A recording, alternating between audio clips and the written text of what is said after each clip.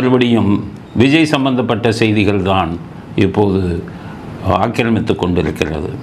இன்றைக்கி வந்து பார்த்திங்கன்னா விஜய் சம்பந்தப்பட்ட செய்தியில் நீதிமன்றங்கள் எப்படி செயல்படுறாங்க. இன்றைக்கி 2-3 தீர்ப்புகள் வந்திருக்கு, 2-3 வழக்குகள் எடுத்திருக்காங்க. உங்களுக்கு சொல்லணும், என்னுடைய கடமை என்ன தெரியுமா? தப்பு எவன் பண்ணாலும் அவனை சுட்டி காட்டும். அது அரசியல்வாதியாக இருந்தாலும் சரி, காவல்துறையாக இருந்தாலும் சரி, நீதிமன்றமாக இருந்தாலும் சரி, தப்பு பண்ணுனா சுட்டி காட்டிடுவான். உங்ககிட்ட பாருங்கள், நீங்களே முடிவு பண்ணுங்க.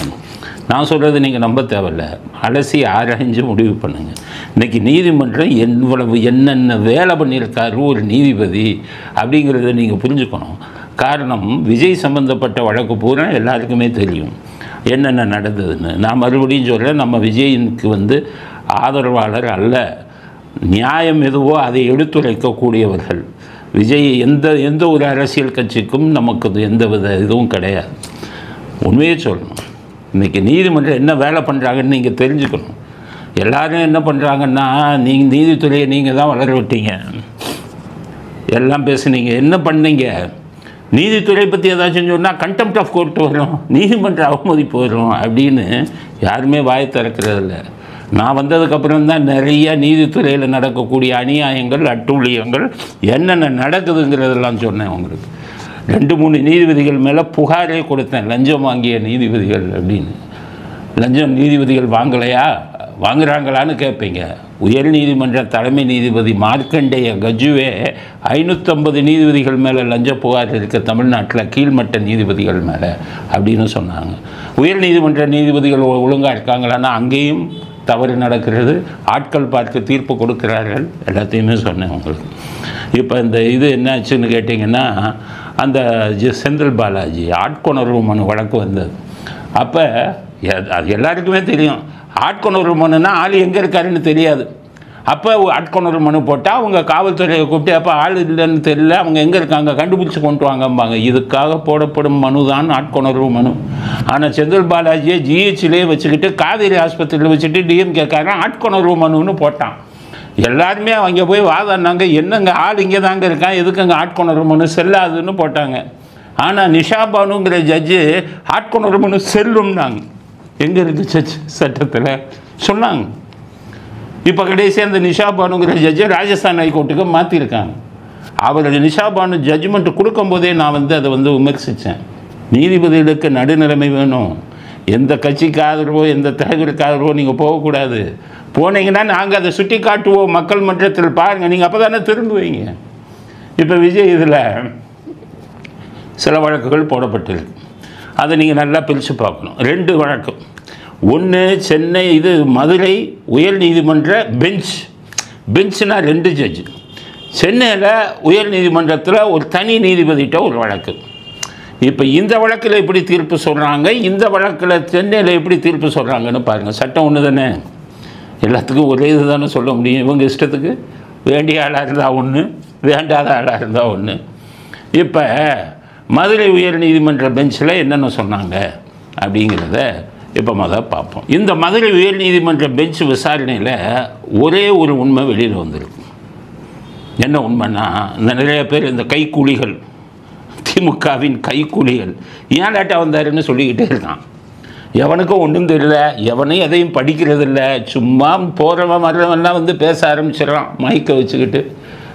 அவன் என்ன சொல்கிறான்னா, ஏன் லேட்டாக வந்தார், இது அவன் மட்டும் கேட்கல, எதிர்கட்சி தலைவர்களாக கேட்குறான், ஏன் லேட்டாக வந்தார் விஜய் அப்படின்னு. அதுக்கு நான் சொன்னேன், எப்போ அரசியல் தலைவர்னா லேட்டாக வருவாங்கப்பா, போகிற இடத்துலலாம் பொதுமக்கள் வழிமறைப்பாங்க, இங்கே கொஞ்சம் பேசிட்டு போங்கம்மாங்க, ஆரத்தி எடுப்பாங்க. எம்ஜிஆருக்கு இப்படி தான்ப்பா வந்தது, சாயங்காலம் 5 மணிக்கும் பாரு, காலையில் 5 மணிக்கு தான் வருவார், இது பெரிய தலைவர்களுக்கு உண்டுன்னு சொன்னேன். ஆனால் என்ன ஆகி போச்சுன்னா, அதுக்கு பிறகு எல்லாம் குதிச்சான், ஏன் லேட்டாக வந்தார். இன்றைக்கி மதுரை உயர் நீதிமன்ற பெஞ்சில் தமிழ்நாடு அரசாங்கம் ஒரு இது ஃபைல் பண்ணியிருக்காங்க. அப்போ ஜட்ஜஸ் கேட்டிருக்காங்க, எவ்வளவு நேரம் அவருக்கு அனுமதி கொடுத்தீங்க. தமிழ்நாடு அரசு சொல்லுது 3 மணியிலேருந்து 10 மணி வரை கொடுத்தோம். அப்போ அவர் எத்தனைக்கு வந்துட்டார், 10 மணிக்கு முன்னாடியே வந்துட்டார். அப்போ குறிப்பிட்ட டைமுக்கு அவர் வந்திருக்காரு. ஏம்மா அந்த வேதாந்தம் பேசுகிறாங்களே அவனுக்கெல்லாம் கேட்குறேன், எங்கேயா போனீங்க?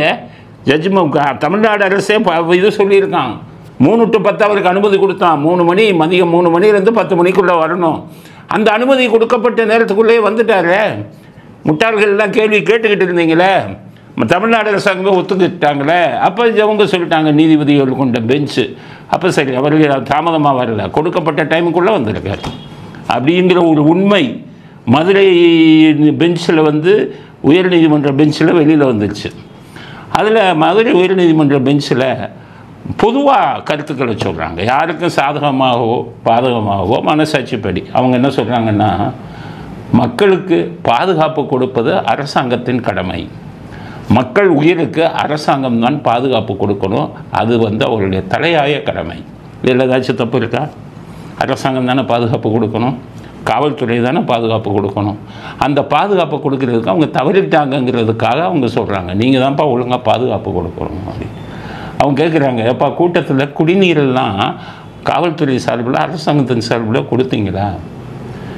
இந்த குடிநீர் மற்ற விஷயங்கள் எல்லாம் காவல்துறை கண்காணிச்சிங்களா? அடுத்த கேள்வி கேட்குறாங்க. அதனால் நீங்கள் கண்காணிச்சிங்களா?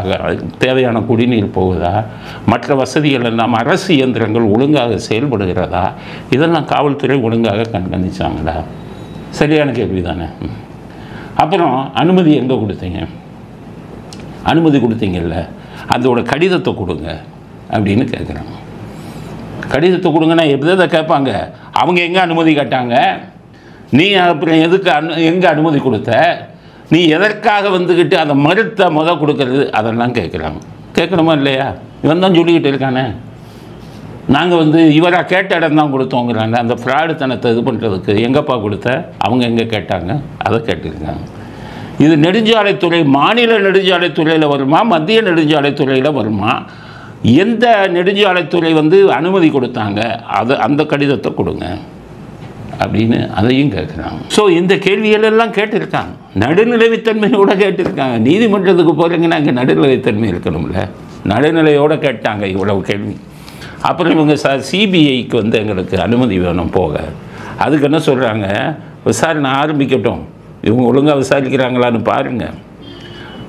பார்த்துட்டு ஆணையம் வேறு அமைச்சிருக்காங்க. இதில் உங்களுக்கு ஏதாச்சும் உங்கள் தப்பு பண்ணுறாங்கன்னு தெரிஞ்சால் திருப்பி வாங்க சிபிஐக்கு. நீங்கள் சிபிஐக்கு கேளுங்க, அனுமதி கொடுக்கப்படும் அப்படின்னு சொல்லிட்டாங்க. இதுதான் மதுரை உயர்நீதிமன்ற பெஞ்ச்னால் 2 நீதிபதிகள் கொண்டதில் நடுநிலைமையோடு இந்த கருத்தை தெரிவித்திருக்கிறார்கள்.